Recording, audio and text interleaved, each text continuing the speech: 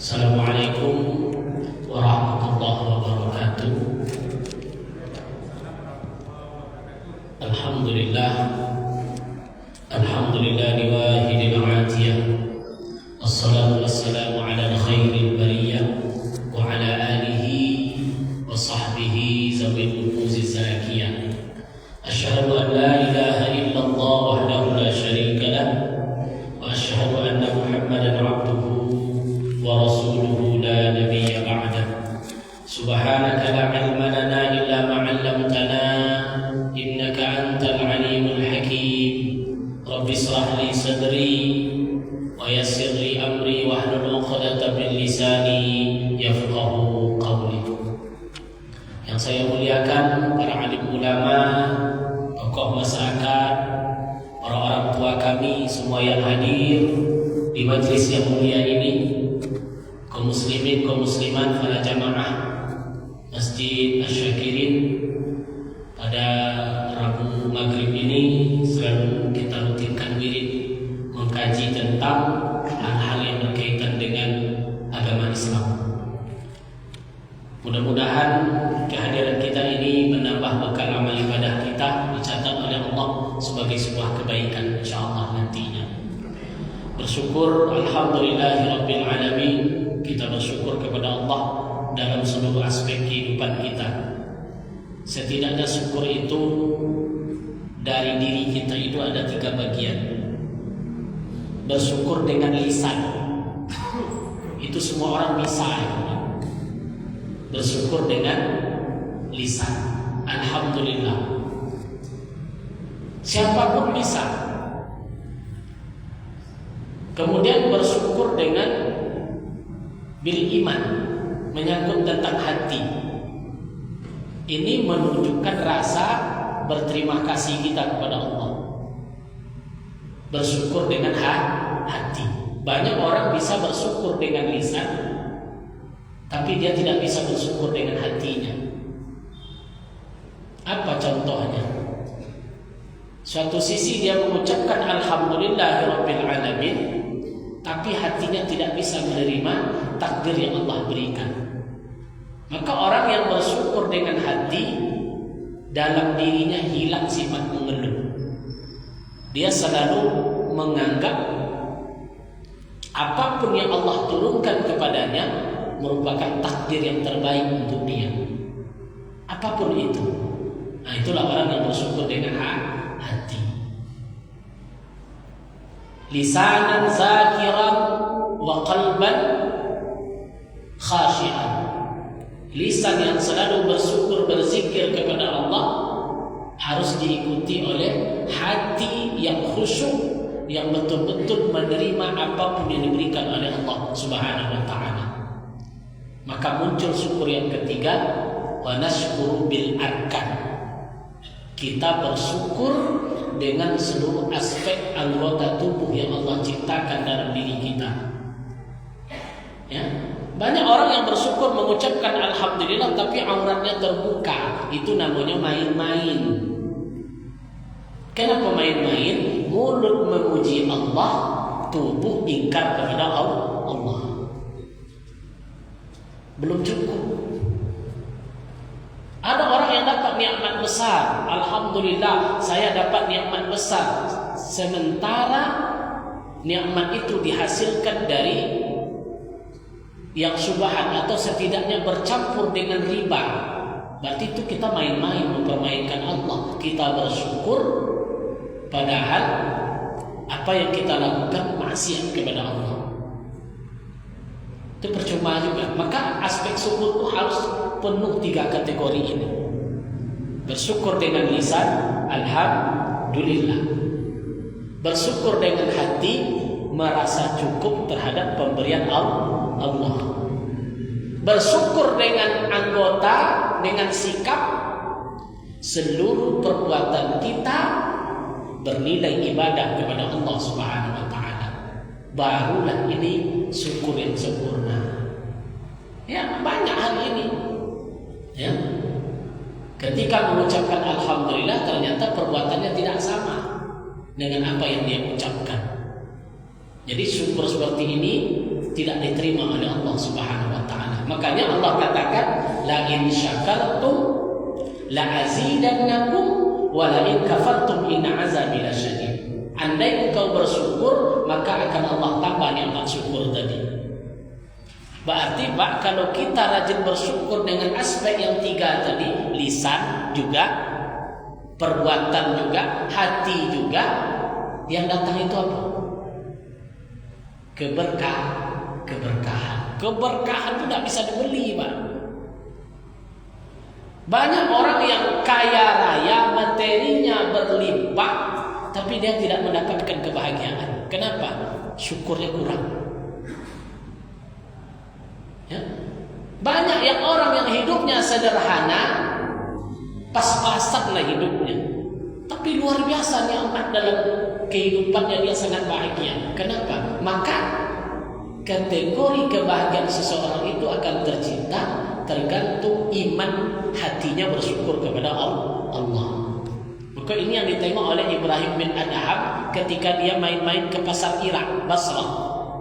Dia jalan-jalan ke pasar Basrah, dia tengok pengemis. Yang pernah saya ceritakan, pengemis terkena penyakit lepra, tidak punya tangan, tidak punya kaki, matanya buta. Tapi dia selalu tersenyum. Setiap nikmat yang masuk, roti ke dalam mulutnya, kan yang diharapkan cuma roti masuk ke mulutnya. Apa kata pengemis tadi? Alhamdulillah ya Allah ala ni'matin katsira. Ya Allah, aku bersyukur kepada Engkau betapa nikmat banyak yang Engkau berikan kepada aku. Tentu heran Ibrahim bin Adham menengoknya. Dia tidak punya kaki, tidak punya tangan, mata buta, tapi dia tersenyum begitu bahagia ketika sepotong roti masuk ke mulutnya. Akhirnya Ibrahim ambil lagi roti, masukkan lagi ke mulutnya. Jawabannya sama. Alhamdulillah ya Allah, Engkau memberikan aku nikmat yang sangat besar. Apa kata Ibrahim? Hai Bapak, kenapa engkau bahagia, tersenyum? Memang tulus senyum engkau dari hati. Nikmat banyak mana yang Allah berikan kepada engkau? Maka pengemis tadi menjawab, hai Ibrahim, ada 2 nikmat yang besar yang Allah berikan kepada saya. Yang pertama, qalban syakiran, hati yang selalu bersyukur. Ini yang susah banget. Qalban syakiran, hati yang selalu bersyukur kepada Allah. Kenapa? Kunci orang bahagia kalau hatinya bersyukur. Kalau kita merasa kurang, maka kebahagiaan itu tidak akan datang. Kenapa? Kita kurang bersyukur kepada Allah. Contoh Rasulullah sallallahu alaihi wasallam. Pernah tak Bapak Ibu dengar Rasulullah itu kalau sholat sampai kakinya, apa yang kakinya Pak? Sampai bengkak kaki Rasulullah itu karena sholat. Kemarin ada bapak-bapak sampai bengkak kakinya. Rupa malam itu makan bayam. Bukan karena ibadah.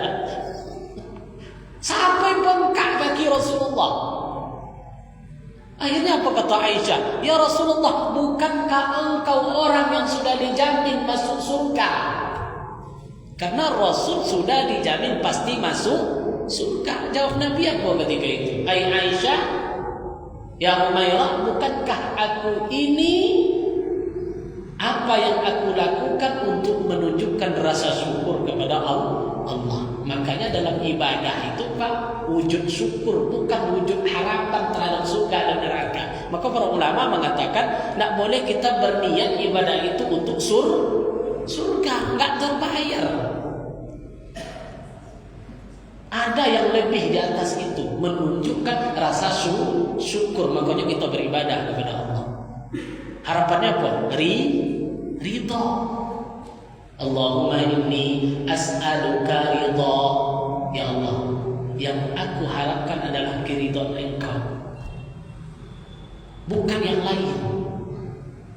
Dan itu urusan hati untuk beribadah kepada Allah. Maka Rasul tadi dijamin masuk surga, tapi ibadahnya makin banyak. Kenapa? Sudah di atas batas pengharapan. Dia tidak ada lagi. Dia diharapkan hanya rasa syukur kepada Allah.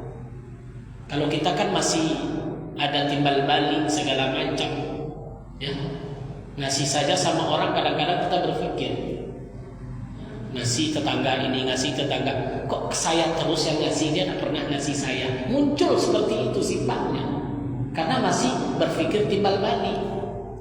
Tapi apa yang dilakukan oleh Rasulullah sampai di atas batas itu, dia beribadah kepada Allah untuk menunjukkan rasa syukur. Coba Pak gini Pak Yusuf lah, seandainya dijamin oleh Allah masuk surga, kira-kira Pak Yusuf ngapain?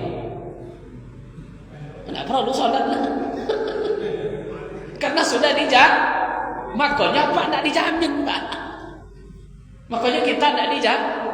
10 sahabat dijamin masuk surga. Bilal, apa kata Rasulullah kepada sahabat-sahabat Bilal? Ini Bilal ini kata Rasulullah terdengar hentakan kakinya, sendalnya di surga. Terdengar Pak jalan kakinya di surga. Apakah Bilal setelah itu tidak sholat lagi? Tidak ibadah lagi? Tidak, makin kencang ibadahnya. Padahal sudah dijamin oleh Allah untuk masuk surga. Makanya setiap ibadah itu ikhlas, wujud dari rasa syukur kepada Allah Subhanahu wa taala. Maka orang syukur itu selalu merasa beruntung dia. Ya. Ya, orang-orang dulu kan itu tuh. Kalau selalu merasa beruntung, lapang hati kita. Ya. Terjadi musibah sedikit, untung tidak seperti ini, masih untung. Ya. Terjadi begini, untung tidak seperti ini. Maka hidup itu harus selalu ada rasa syukur kepada Allah. Ya, ada orang-orang tidak merasa beruntung Pak datang ke kantor. Ibu-ibu, Pak katanya, itulah saya nyesal saya nikah kemarin. Nyesal nikah. Tapi ibu kan cinta, kok nyesal nikah? Tidak tahu sifat asli. Sekarang sudah tahu sifat aslinya. Terus ibu mau ngapain? Saya mau pisah, minta surat lah untuk ke pengadilan. Suami ibu seperti apa? Begini dia ceritakanlah begini. Akhirnya saya kasih tahu. Ibu tahu Asyah. Apa tahu Asyah?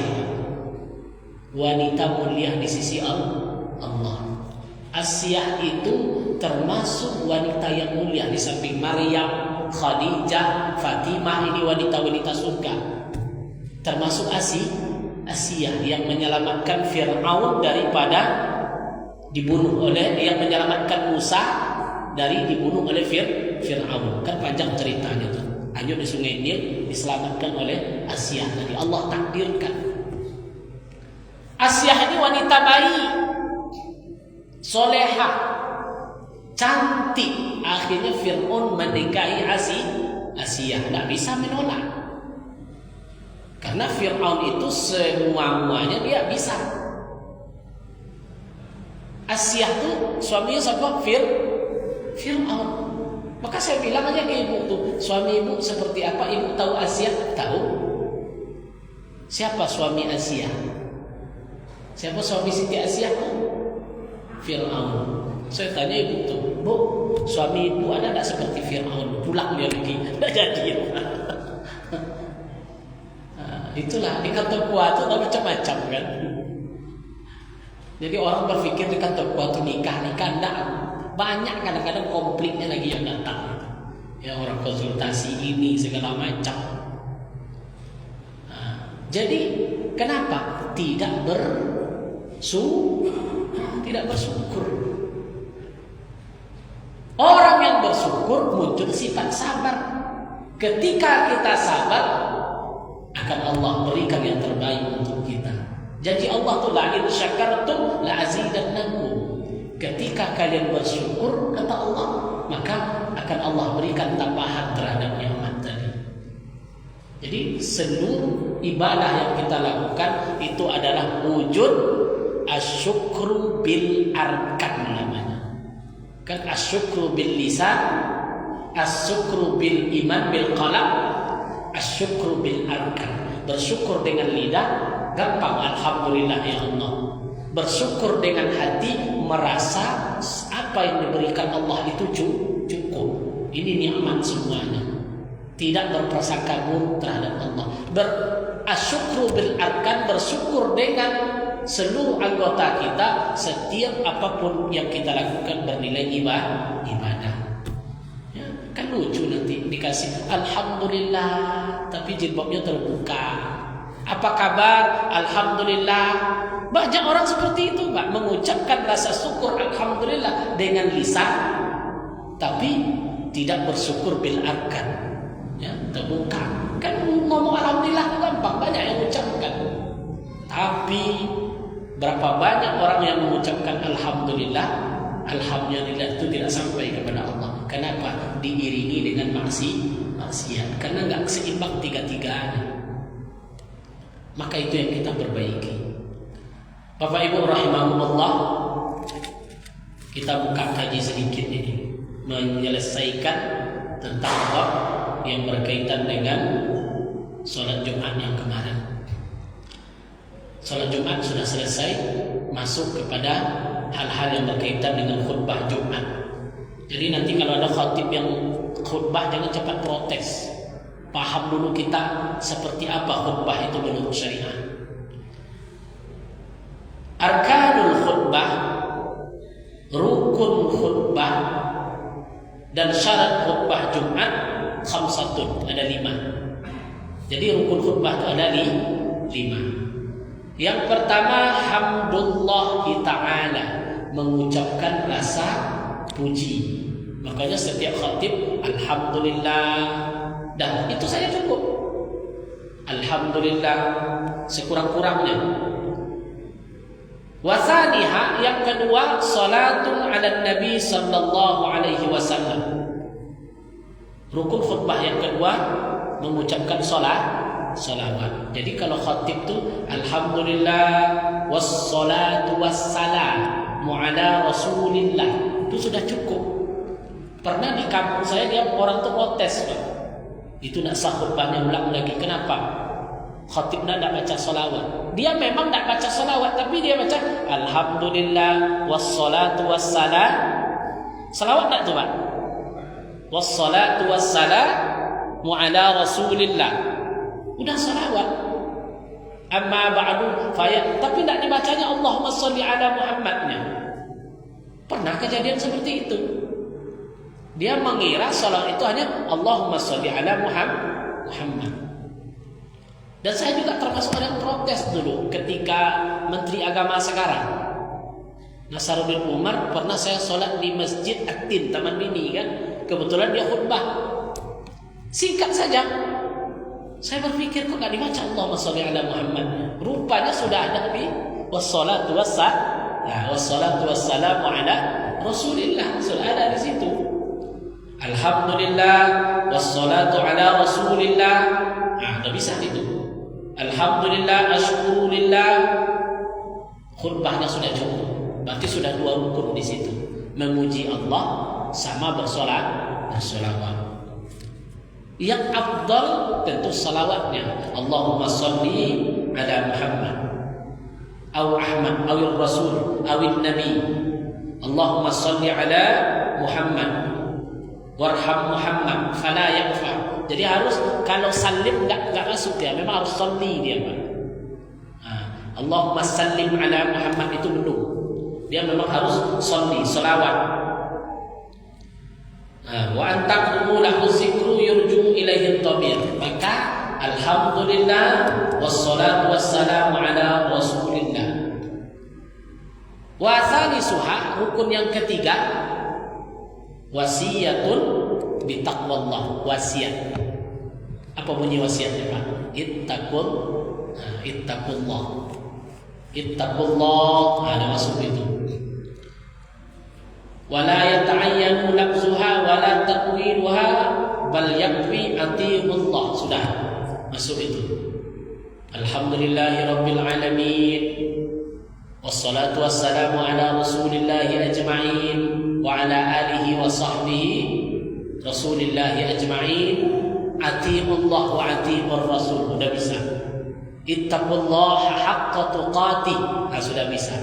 Jadi gampang sebetulnya. Kalau tidak ada khatib, bisa masuk khatib itu. Karena rukunnya tinggal dibaca. Atau ketua bisa tuh Pak Haji, langsung jadi khatib. Kalau terdesak tinggal baca rukun, selesai. Tinggal rukunnya tadi. Itu yang ketiga, mengucapkan ittaqullah. Wa yashtaratu an ya'ti bi kulli minal arkanis salasa bihima. Yang tiga ini wajib di khutbah pertama, wajib di khutbah kedua. Apa yang wajib di khutbah pertama, khutbah kedua? Memuji Allah, membaca salawat, memberikan wasiat. Itu wajib di khutbah pertama, wajib di khutbah kedua. Tapi rukun 5 tadi, berarti yang 2 ini tidak wajib di khutbah pertama. Apa yang keempat?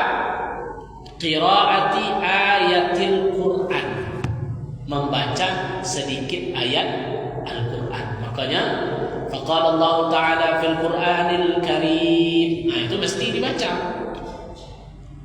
Membaca ayat Al-Quran yang memberi kepahaman pada salah satu buah khutbah, boleh pada salah satunya. Jadi tidak mesti dua-duanya. Wa tusannu ba'da firaghiha qira'ah aw ba'daha fi kulli jum'atin. Sunnah setiap Jumat membaca surat Qaf. Surat Qaf di sini atau sebahagian dari surat itu sebagai ittiba. Karena Rasulullah setiap khatib dia selalu ayatnya ada surat Qaf di situ. Itu. Wa khamisuha, rukun khutbah yang kelima, doa ukhrawi lil mukminin. Jadi tidak sembarangan doa. Doa ini harus untuk orang banyak, untuk orang mukmin. Allahumma ighfirli muslimina wal muslimat wal mu'minina wal mu'minat. Dan seterusnya. Allahumma ajirna minan nar, boleh juga. Allahumma ajirna minan nar fi khutbati saniyah. Doa itu mesti di khutbah kedua, tidak boleh di khutbah pertama. Wa du'a lis-sultan makhsusah la yasunnu. Doa khusus untuk pemerintah, ulama sepakat itu tidak mesti sunnah untuk dikerjakan. Kan ada doa untuk pemerintah. Itu enggak ada kesunahan di situ. Illa ma'a khasyatin fitnah, kecuali bila khawatir akan terjadi musibah atau fitnah. Itu tentu ada doa-doa khusus di sana. Wa ma'alatiha la ba'sa fihi haitsu la muhadara. Maka tidak masalah kita mendoakan ketika kejadian khusus, maka kita mendoakan para pemimpin. Para pemimpin itu didoakan. Seperti Covid kemarin, itu mesti diselipkan di khutbah itu doa untuk pemimpin-pemimpin menangani negara ini. Tapi itu tidak disunnahkan kecuali momen-momen kalau ada fitnah, ada musibah, ada kejadian, itu baru disunnahkan membaca doa untuk pemimpin. Tapi kalau di negara-negara kerajaan, kalau di Malaysia itu memang dibaca teksnya langsung. Pas khutbah mau kedua itu nama-nama rajanya disebutkan. Ya Allah, pakai bahasa Arab kan? Raja ini, raja ini, raja ini. Dia memberikan doa kepada sultannya. Tapi rupanya hal itu tidak disunnahkan. Kecuali ada kejadian-kejadian yang menyebabkan ada bencana dan segala macamnya. Ini masalah doa. Paham? Ada pertanyaan? Paham? Bapak rukun khutbah tadi Pak? 5. Yang pertama membaca hamdalah. Kedua salawat. Yang ketiga wasiat. Yang keempat baca Quran. Yang kelima doa. Ada sebagian tempat lupa khatib baca syahadat. Ada juga bapak-bapak nyuruh diundang khutbah. Pernah ketemu tuh Pak? Oh, dia nak baca syahadat tadi. Asyhadu an la ilaha illallah wahdahu la syarika lah wa asyhadu anna Muhammadan. Padahal itu bukan rukun, tak masuk rukun itu. Yang rukun itu cuma 5 ini. Itu saja yang kita ingat. Asal khatib membaca yang 5, maka sholat Jumat kita sah. Nah, itu rukunnya. Wa syurita, syarat lagi. Syarat khutbah itu apa saja? Isma' arba'in, didengarkan oleh 40 orang minimal. Berapa orang Pak? 40 orang. La jami' khutbatihi, seperti harus didengarlah oleh 40 orang. Apa yang dia baca itu didengar oleh 40 orang. Maknanya di sini apa? Jumat itu mesti ada 40 orang.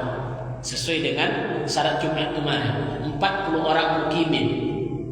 Kecuali menurut mazhab Hanafi kemarin kan boleh, tapi harus ada izin pemerintah. Kalau mazhab Syafi'i asal ada 40 sudah bisa masjid itu dipecah.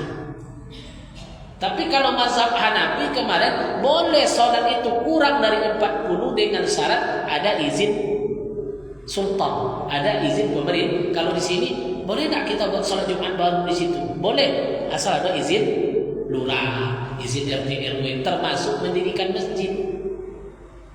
Jadi ada aturan sebetulnya dari dulu, ya, supaya apa? Supaya jangan nanti terjadi hal-hal yang tidak baik di antara jamaah. Nah, kalau di sini disarankan 40 untuk salat khutbah.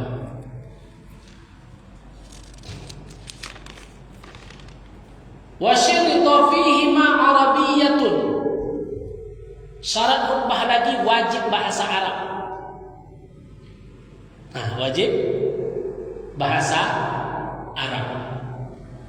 Rukun khutbah tadi wajib bahasa Arab, tidak boleh bahasa lain. Li'ittiba' salaf wal khalaf, karena mengikuti ulama-ulama salaf dan ulama khalaf. Wa fa'idatuha bil arabiyyah ma'a 'alima ma'aratihim lahal 'ilmi wal wa'iz bil jumlah. Adapun faedah khutbah dan harus memakai bahasa Arab adalah mereka mengerti secara garis besar bahwa di khutbah itu ada nasihat dari Al-Quran. Makanya kalau Bapak pergi ke masjid yang menganut paham Arabiah ini, memang tidak ada satu pun bahasa Indonesia. Contoh, pernah tak sholat di masjid Imam Banjar? Pernah ya? Ada tak bahasa Indonesia khutbah? Tidak ada satu pun. Tuh masjid itu di habis 2 jalur. Coba Bapak sholat di Indonesia. Rupanya pemahaman orang ini khutbah itu mesti bahasa Arab, tidak boleh bahasa Ajam, mesti bahasa Arab. Tapi muncul pula pendapat sebahagian boleh dicampur dengan bahasa Ajam selama bahasa Ajam itu tidak terlalu banyak. Ya, ada kadang-kadang khatib panjang tak ada hadis Qur'annya, itu tidak boleh. Ini beda dengan ceramah, Pak. Khutbah ini mesti lebih banyak ayat-ayat, hadis-hadis yang bersumber terhadap bahasa Arab. Kan ada kita kadang-kadang dengar khatib tak ada hadis, tak ada ayat. Berarti dia tidak ngerti dengan Arabiah ini. Jadi harus banyak sumbernya, Al-Quran, hadisnya harus banyak. Makanya di MDI pun kami di Majelis Dakwah di MDI tergabung itu memang ini diperhatikan bahwa khutbah beda dengan ceramah. Kalau khutbah itu setidaknya Al-Qur'annya ada 3 sumber bacaan, kemudian ada hadis, dan hadis itu dibacakan. Bukan hanya khutbah lebih banyak menyampaikan berputar-putar di situ. Nggak ada ayat, nggak ada hadis. Itu bukan khutbah namanya. Dan khutbah itu nggak boleh lama. Ya? Wa kana Rasulullah sallallahu alaihi wasallam yutilu as-salata wa yaqsuru al-khutbah al-jum'iyyah. Rasulullah itu lebih panjang sholatnya daripada khutbah. Kalau kita kadang khatib itu setengah jam hampir sejam. Itu tidak boleh, Pak. Karena jam khutbah itu pas jam siang. Ya, jam panas, jam siang. Makanya tidak perlu lama-lama khutbah itu.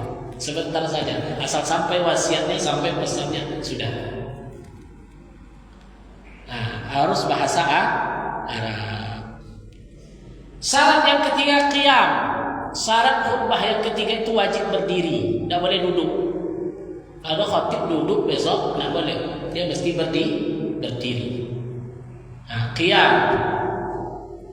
Khatib yang puasa berdiri harus berdiri. Makanya kalau ada khatib tidak mampu berdiri, dulu yang bisa berdiri. Kalau masih ada khatib yang bisa berdiri, ya karena qiyam itu syaratnya harus berdiri dia menyampaikan khutbah tadi. Makanya ada tongkat itu tuh Pak, kadang-kadang yang payah berdiri, yang penting dia berdiri, pakai tongkat pun boleh dia seperti itu. Wa qiyam.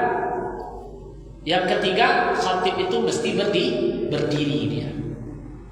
Wa tahrun, suci dari hadas. Khatib wajib berwudu, tidak sah khutbah kalau khatib tidak berwudu, tidak suci. Wa sitrul aurah, wajib menutup aurat karena khutbah sama dengan solat. Kalau aurat terbuka, khutbah batal, solat Jumat pun batal. Wa syurita, syarat selanjutnya yang keenam, duduk di antara dua khutbah. Itu syarat. Orang yang tidak duduk di antara dua khutbah, maka khutbah tidak sah. Maka wajib ada duduk menjelang khutbah kedua. Makanya kalau ada mimbar yang tidak ada tempat duduk, itu bahaya itu. Harus ada tempat duduknya. Ya pernah juga kadang-kadang mimbar itu tidak ada tempat duduk. Dia mesti duduk. Nah, di antara dua khutbah. Wa fil jawhir awalam yajlis hasiban wa wila bainahuma. Mualah di antara dua khutbah. Khutbah itu mesti bersambung antara khutbah pertama dengan khutbah kedua. Jadi tidak sah nanti khutbah umpamanya khatib duduk di sini dulu dia keluarkan, masuk lagi itu batal tuh. Jadi dia mesti mualaf bersambung di sini. Nah, ini hal-hal yang menyangkut tentang syarat-syarat khutbah. Nah, selesai masalah khatib. Silakan, Haji. Masa? Apa? Iya.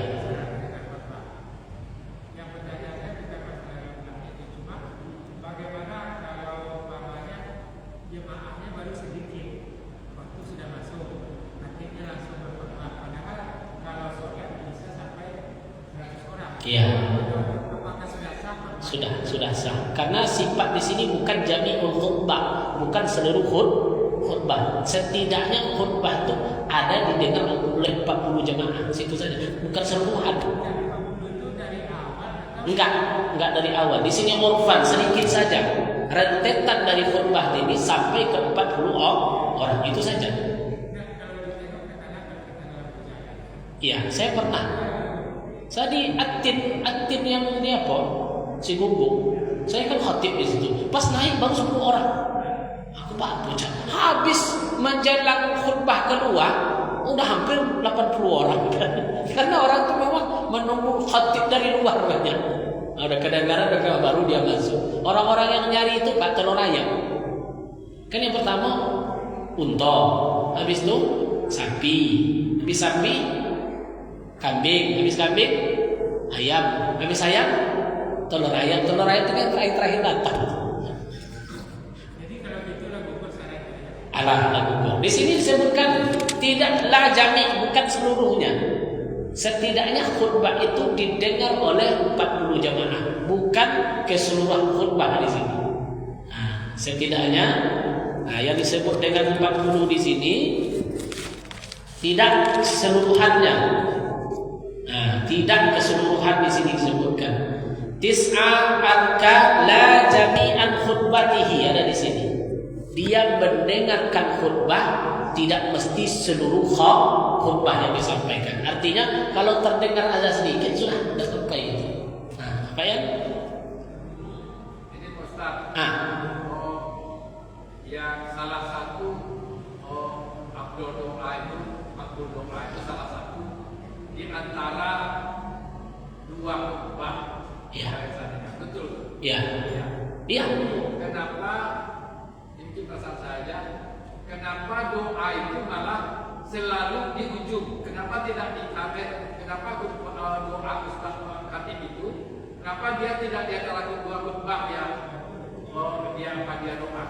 Dia selalu doanya penutup. Padahal makbul doa itu di antara dua makbul. Kapan tidak diisi waktu itu? Ya makbul di situ kan maksudnya untuk diri masing-masing, Pak. Apa permintaannya, ini apa? Dan khatib pun berdoa dia ketika dua khutbah tadi, apa permohonan dia. Nah, sama dengan antara azan dengan iqamah. Ketika hari hujan, ada makbul doa di sana. Jadi doa itu dihubungkan kepada dua hal. Ada makbul untuk tempat, ada makbul untuk waktu. Kalau waktu itu tadi sepertiga malam, habis tahajud, itu kan waktu yang paling bagus antara azan dan iqamah. Ya, ini kan makbul doa itu kan sudah ada di antara khutbah.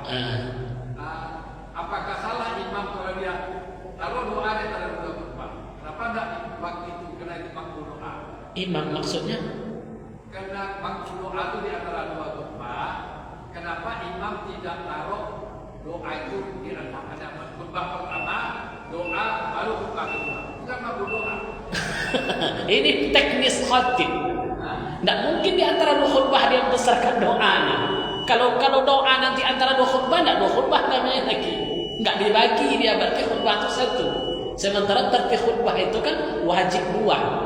Dan ada namanya duduk di antara dua khutbah. Makbul di situ, berdoa masing-masing. Nah, sesuai permintaan kita kepada Allah. Kalau syarat khutbah kita berdiri. Ya. Kemudian dalam berdiri. Jadi kalau dia kata bapaknya antara dua khutbah, hati itu kan duduk. Iya. Tidak ada syarat baca doa. Nah, setelah berdiri, setelah duduk itu dia Pak. Setelah duduk doa dia khutbah lagi. Itu bukan antara dua khutbah. Kalau dia sudah berdiri. Khutbah kedua lagi. Antara dua khutbah itu duduk, julus. Duduk dia.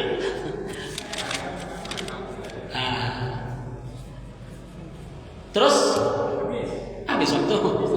Ini ada pembahasan lagi ini sedikit. Nantilah kita lanjutkan masuk kepada sunnah-sunnah Nabi ketika hari Jumat. Jadi apa-apa yang kita lakukan di hari Jumat, insyaallah di pertemuan selanjutnya. Mudah-mudahan bermanfaat. Subhanakallah wa bihamdika asyhadu an la ilaha illa anta wa atubu ilaik. Assalamualaikum warahmatullahi wabarakatuh.